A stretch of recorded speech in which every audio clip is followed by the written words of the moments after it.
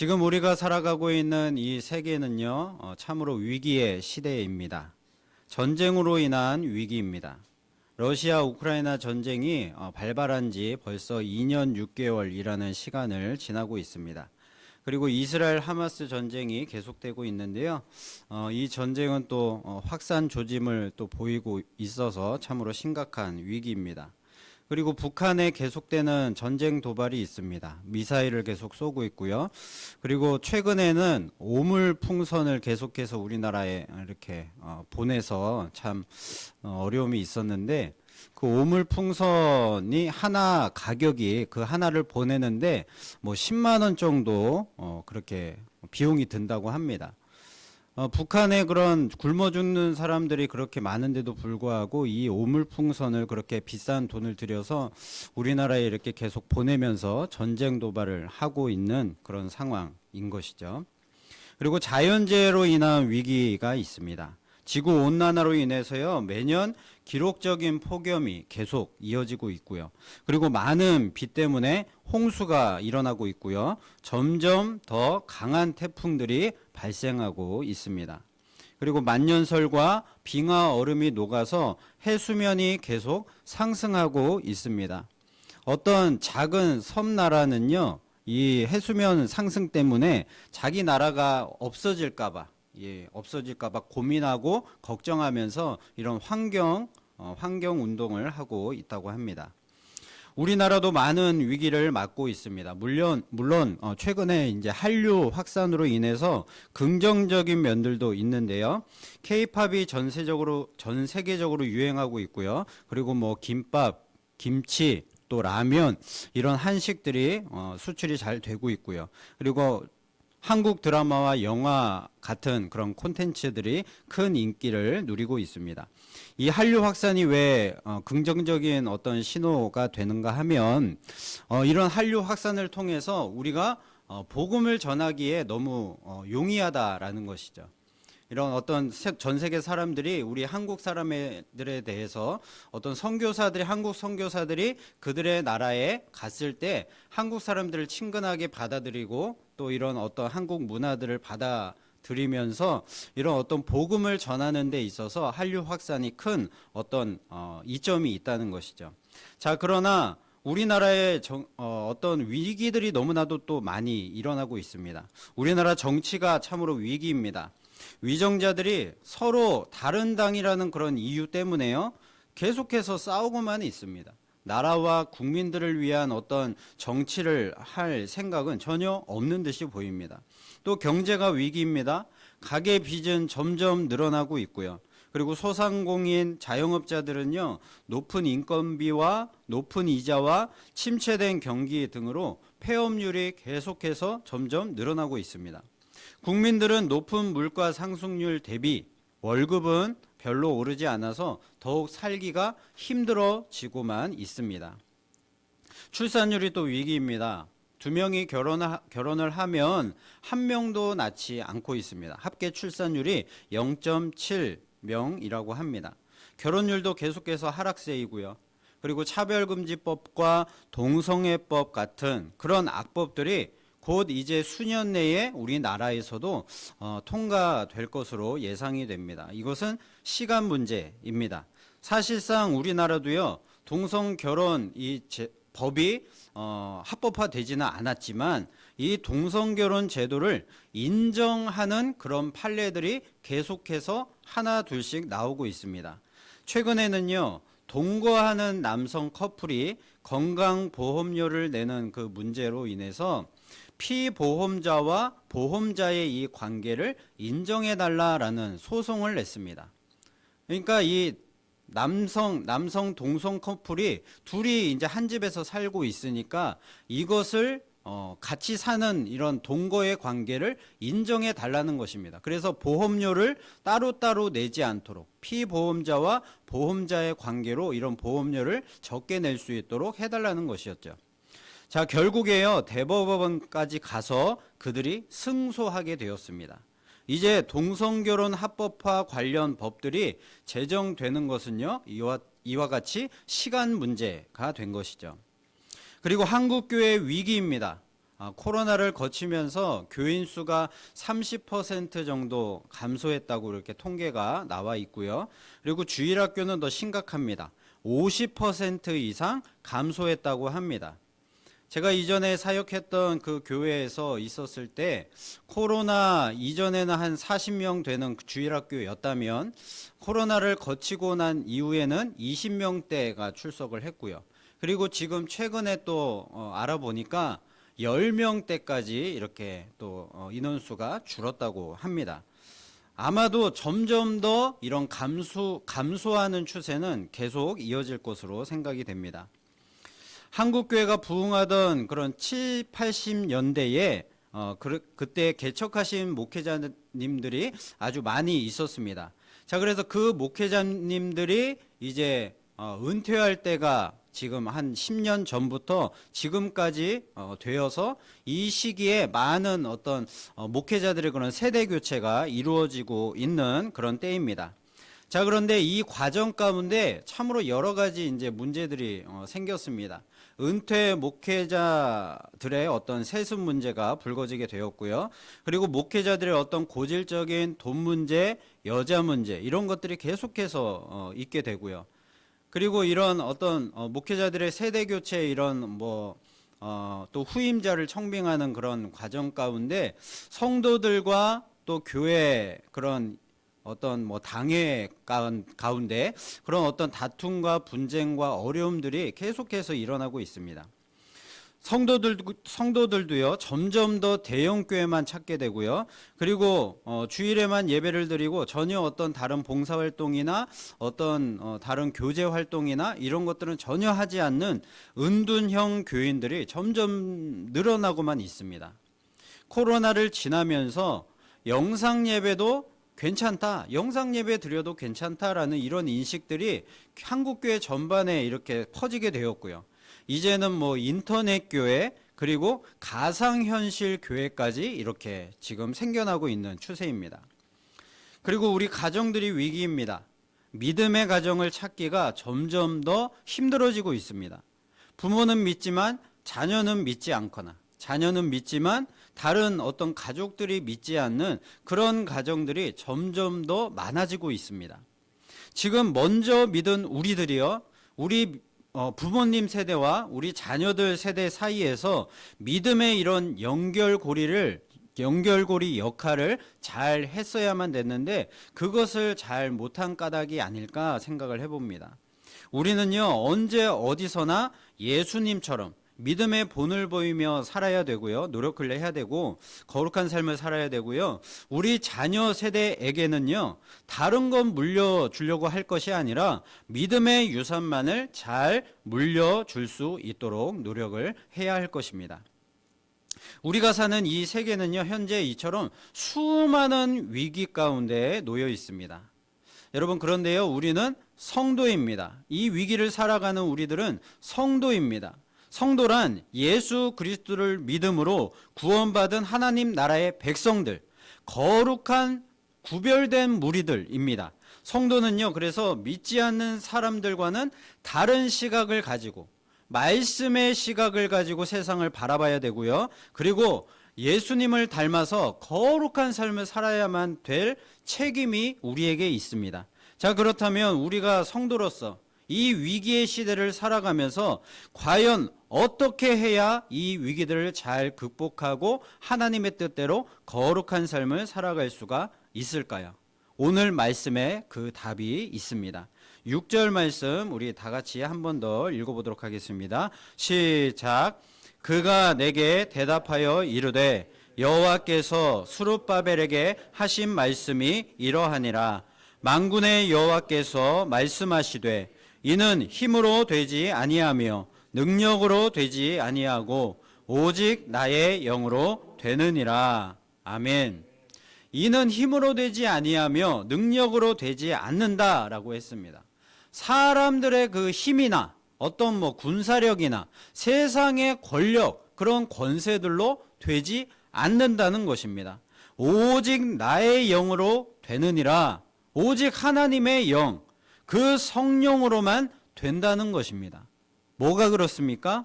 우리에게 닥친 이 모든 위기를 극복할 수 있는 것은요, 오직 성령으로만 된다는 것입니다.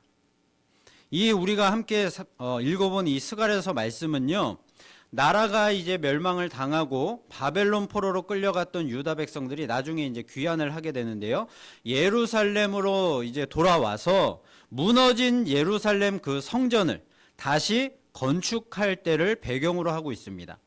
나라가 멸망당한 상태에서, 그리고 성전이 완전히 파괴되어진 상태에서 이제 포로에서 돌아온 백성들이 그 위기를 극복하기 위해서 가장 먼저 무너진 그 예루살렘 성전을 다시 세우려고 하고 있는 상황입니다.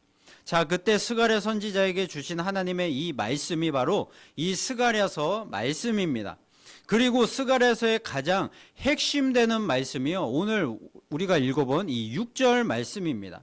무너진 성전을 다시 세우는 일은 사람의 힘과 세상의 그런 권력대로 될 것 같지만 그렇지 않다는 것이죠. 무너진 성전을 다시 세우는 일은 그냥 건물만 세우는 것이 아니라 믿음을 세워야 되는 것이기 때문에 하나님의 그런 대적 마귀와의 영적인 싸움이기 때문에 오직 하나님의 영으로만 된다는 것이죠. 자, 그래서 성전을 다시 세우려고 하는 이 유다 백성들은요, 이것을 명심해야 되고요, 사람들 의지하지 말고, 세상의 권력 의지하지 말고, 세상을 두려워하지 말고 오직 하나님만 의지하고 성령의 인도하심 따라 성전을 세워 나가야만 된다는 것입니다. 지금 이 세계에 닥친 위기를 극복하는 일도 마찬가지입니다. 이것은요, 영적 싸움입니다. 우리의 힘과 능력으로 되지 않는 일입니다. 그러므로 오직 하나님의 영으로만 되는 것이죠.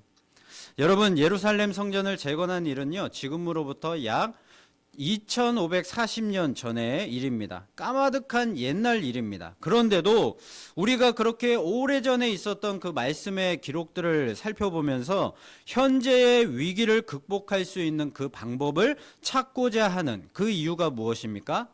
이 모든 세상의 역사는요, 계속해서 반복되기 때문입니다. 우리가 역사를 공부하는 이유가 무엇입니까? 과거의 아픈 그런 역사들을 반복하지 않고 현재의 그런 위기를 극복할 더 좋은 방법을 찾기 위해서입니다. 그래서 우리 성도들에게는 성경의 이 역사와 말씀을 끊임없이 공부해야 되는 것이죠. 그래야 지금의 세계적인 위기들, 또 우리나라와 우리 한국교회의 위기, 그리고 우리 가정과 각자의 신앙의 위기를 말씀으로, 그 말씀의 교훈으로, 하나님의 영으로 이 신앙의 위기들을 잘 극복할 수 있을 줄로 믿습니다. 자, 그래서 우리가 좀 더 자세히 이 스가랴서가 쓰여졌을 그때의 상황을 함께 살펴보겠습니다. 이스라엘의 왕정 시대는요, 사울과 다윗과 그리고 솔로몬의 이 통일 왕국 시대를 거쳐서 그 이후에 남과 북으로 갈라지는 분열 왕국 시대가 되었습니다. 북이스라엘 왕국은요, 남쪽보다 더 악했기 때문에 150년 정도 일찍 아수르 제국에 의해서 먼저 멸망을 당했습니다. 그리고 남은 이 남유다 왕국은요, 북이스라엘의 그 멸망한 모습, 우상 숭배의 죄악 때문에 멸망한 그 모습을 보면서 정신을 차리고 회개를 했으면 좋았을 텐데 그렇지 못했고요. 결국에 하나님 말씀을 따르지 않고 우상 숭배가 극에 달하여서 하나님은요, 바벨론 제국을 통하여서 이 남유다마저도 멸망을 시키셨습니다. 자, 그러나 언제나 그렇듯이요, 하나님은 이스라엘 백성에게 회개하고 돌이켜서 멸망을 면할 수 없는 기회를 주셨습니다. 그것도 그 기회도 충분하게 시간을 두고 많이 주셨습니다. 그러나 이스라엘은 회개하기는커녕 그들의 잘못을 깨닫기는커녕 그들의 악행은 더욱더 시간이 갈수록 더해져만 갔습니다. 이제 하나님은 최후 수단을 쓰기로 결단을 하신 것이죠. 그것은요, 이스라엘의 멸망과 포로, 그리고 귀환과 회복의 역사를 통해서 이 무너진 이스라엘을, 신앙을 다시 회복시키겠다라는 하나님의 뜻이었습니다. 이스라엘 멸망이라는 최악의 그 위기를 통해서 다시 이스라엘 하나님의 백성들을 다시 회복할 수 있는 그 기회를 주시겠다라는 것이죠. 하나님은 이처럼 사랑하시는 이스라엘 백성들을요, 그냥 내버려 두지 않으시고요, 이 위기를 통하여서 회복할 수 있도록 기회를 주신 것입니다. 여러분, 마찬가지로 하나님은요, 우리들을 그냥 죄 짓고 살아가도록 그냥 내버려 두지 않으십니다. 고난과 위기들을 계속해서 우리의 삶 가운데 주셔서요, 더 이상 우리가 죄 짓지 않고 죄를 깨닫고 지은 죄를 회개하고 믿음을 회복하여서 복된 삶을 살 수 있는 그 기회를 주시는 것이죠. 그러므로 우리 삶에 고난과 위기가 있을 때에 우리는요, 그것 때문에 불평불만하지 말고요, 오히려 그것을 주신, 그 기회를 주신 하나님께 감사해야 되는 것입니다. 그것은요, 하나님께서 우리를 많이 사랑하시는구나 라는 증거가 되는 것입니다. 성경에 보면요, 하나님께서 그와 같은 큰 사랑을 베푸신, 그 사랑을 받아 누렸던 그런 사람들이 많이 등장하고 있습니다. 특별히 다윗은요, 15세라는 나이에 블레셋의 그 거인 장수를 때려 눕혔던, 그 거인 장수를 이겼던 그런 일로 인해서요, 그때부터 사울 왕이요, 이 다윗을 시기질투하게 됩니다. 왜냐하면 백성들이 이 골리앗 장수를 이긴 그 소년 다윗을 칭송했기 때문입니다. 이 사울 왕보다도 다윗을 더 높이고 이렇게 칭찬을 했던 것이죠. 자, 그래서 사울 왕이 이 다윗을 시기질투하게 되었고요, 악한 영에 사로잡힌 사울이요, 다윗을 죽이려고 하자 그때부터 10여 년 동안을 하루도 마음을 놓지 못하는 도망자 신세로 이 다윗이 살아가게 되었습니다. 다윗은요, 그 세월을 통해서, 그 힘든 고통의 세월을 통해서 다윗의 믿음은 더욱더 단단해져만 갔고요, 이스라엘 역사상 전무후무한 위대한 왕이 될 수가 있었습니다. 여러분, 바울은 또 어떻습니까? 바울은요, 본래 예수님과 제자들을 잡아서 때리고 옥에 가두는 일을 담당했던 유대인 열심 당원이었습니다. 스데반 집사가 순교당할 때에 바울은 그 옆에서 그 모습을 지켜보면서요, 이 스데반 집사가 돌에 맞아 죽는 것을 당연하게 생각할 정도로 그렇게 악한 사람이었습니다. 자, 그랬던 바울이요, 예수의 제자들을 또 잡으러 가던 그 다메섹 도상에서 부활하신 예수님을 만났고요, 그래서 이제는 예수님을 전하는 자로 변화가 되었습니다. 주님은 바울을 이방인의 전도자로 쓰시겠다라고 하셨고요, 지중해 연안 나라들과 그리고 그리스, 로마 지역까지 이 바울을 보내셔서 선교를 하게 하셨습니다. 자, 그렇게 이방 땅에서 복음을 전하면서 바울은요, 숱하게 죽을 고비를 여러 번 넘겨야만 했고요, 그에게 있는 안질이라는 그 고통스러운 질병도 죽을 때까지 갖고 살아야만 했습니다. 주님께서 바울에게 그러한 고난과 또한 질병이라는 그 큰 위기를 주신 것은요, 바울로 하여금 교만하지 말라고 주신 하나님의 은혜였다라고 이 바울이 고백을 했습니다. 저와 여러분의 삶에 고난과 위기가 많은 것은요, 하나님의 사랑하심의 증거다라는 사실을 믿으시기를 바랍니다. 그리고 그 믿음을 가지고 어떠한 고난과 위기가 닥쳐오더라도 여러분 낙심하거나 절망하지 마시고 하나님의 선하심을 믿으시고 끝까지 성령의 인도하심 따라 거룩한 삶을 살아가시기를 예수님의 이름으로 축복을 드립니다. 여러분, 북이스라엘 왕국이 먼저 이제 멸망한 그 상황에서 이 남쪽 땅에 남아있던 남유다 왕국이 바벨론 제국에 의해서 멸망한 것은요, 어느 날 갑자기 일어난 일이 아니었습니다. 충분히 회개를 하고 그리고 돌이킬 그런 충분한 시간과 여러 번의 기회를 하나님께서 주셨었습니다.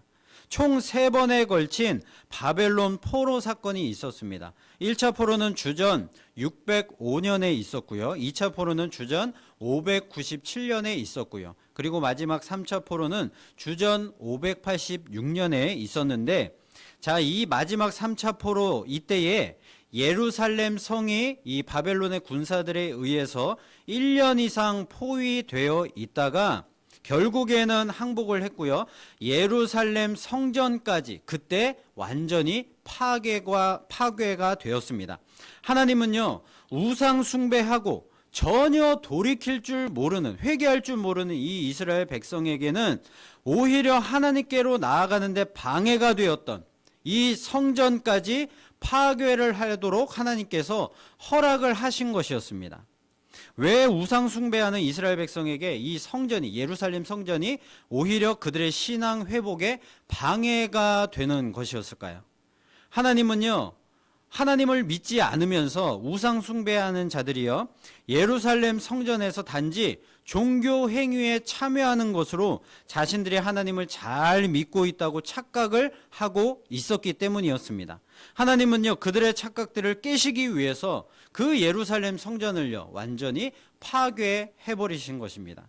여러분, 우리도 매 주일마다 교회 나와서 예배를 드리고 있으니까 내가 하나님을 잘 믿고 있다라고 그것 때문에 착각을 해서는 안 됩니다. 여러분의 마음속에 하나님을 향한 진짜 신앙이 있는지를 돌아보셔야만 합니다.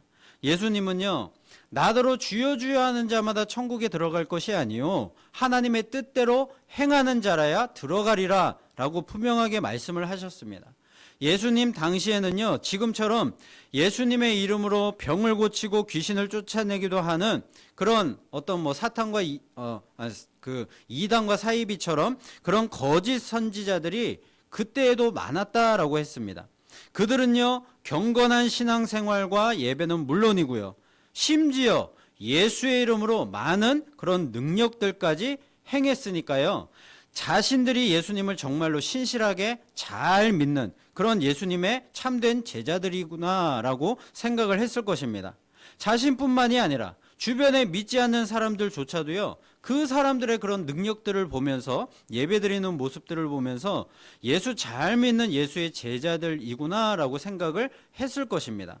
그러나 예수님은 그들의 신앙이 가짜라고 하셨습니다. 하물며 우리는요, 예배만 드리는 이 모습을 가지고 하나님을 잘 믿는다라고 착각해서는 안 된다는 것이죠. 요한복음 17장 3절에 이런 말씀이 있습니다. 함께 읽어보겠습니다. 시작. 영생은 곧 유일하신 참 하나님과 그가 보내신 자 예수 그리스도를 아는 것이니이다. 아멘. 여러분 믿으십니까? 아멘. 여러분, 영생은요, 우리가 천국 가는 믿음이 되는 것은요, 하나님을 알아야 됩니다. 그리고 하나님이 예수 그리스도를 우리를 위해서, 그의 아들 예수 그리스도를 우리를 위해서 보내주시고 십자가에 달려 죽으셨는데 그 이유가 무엇인가? 십자가에 달려 죽으신 그 의미가 무엇인가? 그것을 우리가 지식적으로만 알 것이 아니고요, 그것을 온전히 우리의 마음속에 완전히 믿어야 된다는 것입니다. 그리고 우리는 어떤 존재인가? 우리는 죄인이고요, 연약한 자들이고요, 부족한 자들이고, 우리의 죄의 문제를 우리 스스로 해결할 수 없는 그런 존재다, 죄인이다 라는 그 사실을 알아야 된다는 것입니다. 그래서 하나님께서 전능하신 분이시기 때문에 우리의 죄를 예수 그리스도를 통해서 우리의 죄를 용서해 주셨다. 그 십자가의 은혜로 우리의 죄가 용서받을 수 있었다. 구원을 얻을 수 있었다. 영생은 그렇게 얻어진 것이다 라는 것을 우리가 정확히 알고 믿는 것, 그 믿음이 우리에게 있어야지만 우리가 영생을 얻게 된다는 것입니다. 이 믿음이 우리 모두에게 있기를 바라고요. 이 믿음을 우리의 생명 다하는 마지막 그날까지 잘 지켜서요, 구원에 이르는 복된 인생 되시기를 예수님의 이름으로 축복을 드립니다. 이스라엘 백성은요, 그들의 눈앞에서 예루살렘이 파괴되고 예루살렘 성전이 무너지는 것을 보고요, 바벨론으로 포로로 끌려가는 것을 다 겪고 나서야 비로소 자신들의 죄를 깨달았고요, 회개를 했습니다. 그 기간이 무려 50년 이상이 걸렸습니다. 주전 538년에 페르시아의 고레스 왕이요, 고레스 칙령을 반포합니다. 포로된 백성들은 다 이제 너희들의 그 고향 땅 본토로 다 돌아가라 라는 칙령이었습니다. 하나님께서 고레스 왕의 마음을 감동하셔서요, 유대인 포로들을 다시 돌려 보내신 것이죠. 예루살렘으로 돌아온 사람들이 가장 먼저 한 일은요, 바로 예루살렘, 무너진 예루살렘 그 성전을 세우는 일이었습니다. 그들의 집을 세우는 일들보다도 예루살렘 성전을 세우기를 가장 먼저 생각을 했다는 것이죠. 왜 그런가 하면 그들에게 가장 중요한 일은요, 바로 하나님을 참되게 예배하는 것, 그 예배의 신앙을 회복하는 일이었기 때문이었습니다. 예루살렘 성전 재건을 시작한 것은요, 주전 536년이었습니다. 그리고 그 일을 주도한 사람은요, 고레스 왕에 의해서 유대 총독으로 임명을 받은 스룹바벨이었습니다. 그러나 스룹바벨에게는요, 실질적인 어떤 힘이나 군사력이나 권력 이런 것들이 없었기 때문에 그런 대적자들의 방해가 있었을 때에 곧 공사를 이어가지 못하고 멈추게 되었습니다. 지난 50년 동안 이 예루살렘 땅에는요, 이스라엘 백성들이 포로로 끌려가고 이 비어있는 예루살렘 땅에는 많은 이방 민족들이 들어와 살면서 자신들의 어떤 지배권을 주장하게 되었습니다. 자, 그래서 그들이 포로에서 돌아온 이스라엘 백성들이 이제 그 예루살렘 땅에서 성전 재건하는 일을 하고자 그렇게 하고 있으니까 당연히 그것을 못하도록 방해를 했던 것이죠. 자, 그래서요, 스룹바벨은 겨우 예루살렘 그 성전의 기초만을 닦았고요, 더 이상 공사를 진척하지 못하고 이 공사가, 예루살렘 성전 공사가 멈추게 되었습니다. 자, 그런데 그렇게 성전 공사가 중단된 채로 무려 16년이라는 세월이 지나버렸습니다. 성전 공사가 중단된 지 16년 만인 주전 520년이 되어서야 학개 선지자가 하나님의 말씀을 받았습니다. 이 학개 선지자가 하나님의 말씀을 받고서요, 유대인들에게 적극적으로 성전 재건을 해야 된다라고 독려하기 시작했습니다. 그러나 유대인들은 16년 동안이나 중단된 이 성전 공사를 다시 시작하여서 과연 완공할 수 있을 것인가, 이것에 대한 확신을 가지지 못했습니다. 자, 그렇게 반신반의하고 있었을 때에 하나님의 말씀이 이 스가랴 선지자에게 한 번 더 임한 것입니다. 6절 말씀을 다시 한번 읽어보겠습니다. 시작. 그가 내게 대답하여 이르되 여호와께서 스룹바벨에게 하신 말씀이 이러하니라. 만군의 여호와께서 말씀하시되 이는 힘으로 되지 아니하며 능력으로 되지 아니하고 오직 나의 영으로 되느니라. 아멘. 학개 선지자에게 먼저 말씀이 임했었습니다. 학개 선지자에게 이 성전 재건을, 성전을 다시 건축하라라는 하나님의 말씀이 임했습니다. 그런데 이 말씀을 선포했는데 이스라엘 백성들이 듣지를 않았고요, 망설이고 있었고요, 다시 스룹바벨에게 또 말씀을 하셨다는 것입니다. 하나님께서 스룹바벨에게 이 성전 재건을 해라, 두려워하지 말아라 라는 말씀을 주셨다는 것입니다. 그리고 또다시 이 말씀을 하나님의 천사를 통해서 이 스가랴에게 이 말씀을 지금 하고 있는 것입니다. 그래서 이는 힘으로 되는 것이 아니다, 능력으로 되는 것이 아니다. 이 성전 재건의 일은 하나님의 일이기 때문에, 하나님의 역사이기 때문에 너희의 힘, 너희의 권력으로 하는 것이 아니라 오직 하나님의 영으로 되는 일이니까 오직 나 하나님만 바라보고 하나님만 의지하고 이 성전 건축을 하면 된다, 두려워하지 말아라 라고 말씀을 하시는 것입니다. 무너진 성전을 다시 세우는 일은 세상의 힘과 권력으로 하는 일이 아니라 오직 하나님의 영에 달려 있음을 말씀해 주시는 것입니다. 자, 그래서 이제 이 말씀을 받은 이스라엘 백성들은요, 대적들의 그 방해와 세상의 힘과 권력을 두려워하지 말고 오직 하나님만을 믿고 의지하며 성전 공사를 이제 다시 시작을 하면 예루살렘 성전 재건을 방해하던 큰 산과 같은 그 악한 세력들이 스룹바벨 앞에서 평지처럼 무너지게 될 것이고요, 스룹바벨이 성전 공사를 마치고 성전의 머릿돌을 기념비로 세울 그때에 모든 사람들이 은총이라고 외치면서 하나님의 은총을 찬양하게 되는 그 놀라운 일이 이루어지게 된다는 것입니다. 지금 이스라엘 백성들 앞에 보이는 현실은요, 16년 전에 닦아놓은 그런 기초밖에 없는 황폐한 땅이었습니다. 그렇지만 천지를 창조하신 전능하신 하나님의 영이 스룹바벨과 이스라엘 백성들에게 함께 하시기 때문에 반드시 성전의 기초를 놓은 그 스룹바벨의 손으로 성전을 완공하는 그 일을 마치게 될 것이다 라고 약속해 주신 것이죠. 스가랴에게 이와 같은 약속의 말씀을 주신 후에 4년이 지난 주전 516년에 전혀 불가능하게만 보였던 이 성전 재건의 역사가 드디어 이루어지게 되었습니다. 성전이 파괴된 지 정확하게 70년 만에 이루어진 일이었습니다. 주전 586년에 남유다가 완전히 멸망을 당하고요. 성전이 완전히 파괴가 되었습니다. 그리고 70년이 지나고 516년에 이 성전이 완전히 다시 세워지게 된 것이죠. 16년 동안이나 성전 공사가 멈춰 있었기 때문에요. 그 누구도 예루살렘 성전 재건이 이루어질 것이다 라고 믿지를 못했습니다. 확신하지 못했었습니다. 그러나 모든 하나님의 뜻과 일은 오직 하나님의 영으로 된다는 것을 보여주시기 위해서 하나님은요, 학개와 스룹바벨과 스가랴에게 말씀으로 먼저 예언을 하셨고요. 그 말씀대로 세상의 힘과 권력에 의해서가 아니라 오직 하나님의 성령께서 성전 재건을 이루신 것입니다. 여러분, 모든 하나님의 뜻과 일은요, 이 세상에 벌어지는 그 모든 하나님의 뜻과 일은 오직 하나님의 영으로만 된다라는 그 사실을 믿으시기를 바랍니다. 지금도 전 세계 수많은 성도들은요, 각자의 삶의 자리에서 그리고 각자의 방법대로 하나님의 뜻을 이루며 하나님의 일을 감당해 나가고 있습니다.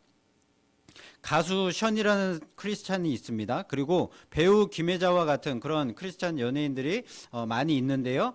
그 사람들 그리고 수많은 이 땅의 성도들이요, 많은 어떤 기부 활동을 통해서 하나님의 그런 어떤 일들을 감당을 하고 있고요. 그리고 지금도 선교사로 파송된 수많은 선교사들이, 한국 선교사들이 세계 곳곳에서 그런 선교 활동을 하고 있고요. 또 그들을 물질과 기도로 후원하는 그런 성도들도 많이 있습니다.